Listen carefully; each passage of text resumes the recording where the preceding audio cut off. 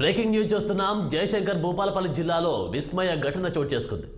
జిల్లా కలెక్టర్ అటెండర్తో బూట్లు మోయించడం నెట్టింట్లో వైరల్ అవుతుంది. జిల్లా కలెక్టర్ భవేష్ మిశ్రా స్థానిక చర్చిలో క్రిస్మస్ వేడుకలకు హాజరయ్యారు. బూట్లతోనే ప్రార్థనా మందిరం లోపలికి చేరుకున్నారు. బూట్లతో రావడం సరైంది కాదని వెంటనే గ్రహించిన కలెక్టర్ తన బూట్లను అటెండర్ చేతికిచ్చారు. కార్యక్రమం అయ్యేంత వరకు బూట్లు చేతిలో పట్టుకొని నిల్చున్నారు సదరు అటెండర్. ఈ వీడియో సోషల్ మీడియాలో దుమారం రేపుతోంది.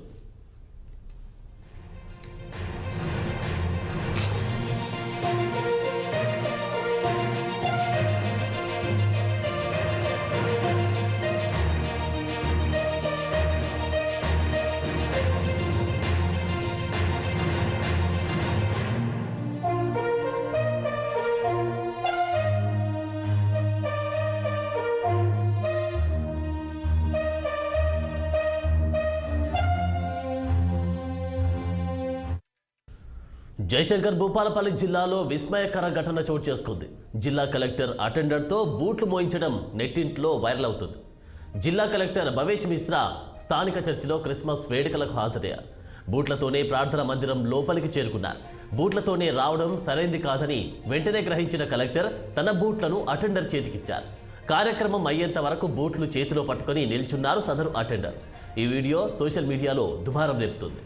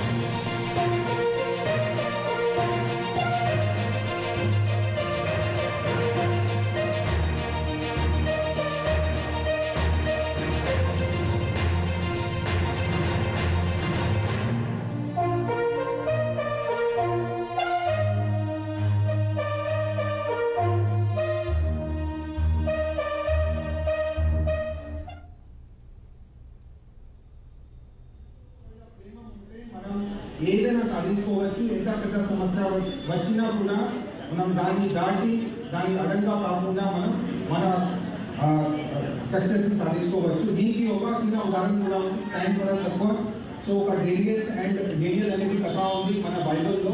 అది ఏం చెప్తా ఉంది అంటే, ఒక డేనియల్ అనేది ఒక మంత్రి ఉన్నారు, డేరియస్ అనేది రాజా ఉన్నారు బైబిల్లో. సో రాజా ఉంటే రాజా ఒక ఆర్డర్ జారీ చేశారు. ఆర్డర్ అనేది వచ్చి 30 రోజులు ఎవరు కూడా దేవుడిని ప్రార్థించుకోకూడదు, ఏమైనా సమస్య ఉంటే నా దగ్గరికి రావాలి, ప్రార్థన ఎవరు చేయకూడదు అని. సో డేనియల్ ఏం చేశారు? డేనియల్ ఆ ఆర్డర్ని పాటించలేదు, దేవుడిని ప్రార్థించారు.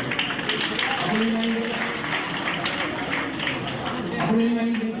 సో ఆయన ఎంత మంచి మిత్రుడు ఉన్నా కూడా నేను ఇచ్చిన ఆర్డర్ని ఆయన పాటించలేదు కాబట్టి ఒక సింహం ఉన్న గుహలో ఆ వ్యక్తిని అక్కడ పాడేశారు. డేనియల్ని పాడేస్తే రాత్రి యాక్చువల్గా ఆ రాజాకి నిద్ర పట్టలేదు.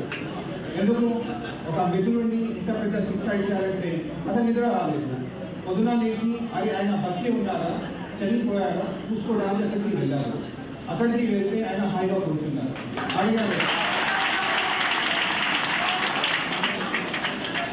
అడిగారు కదా, ఇంత పెద్ద పెద్ద సింహాలు ఇక్కడ ఉన్నాయి, మీరు ఎట్లా బతికారు? దానికి జవాబు ఏంటి? ప్రార్థన, ప్రేమ అంతే.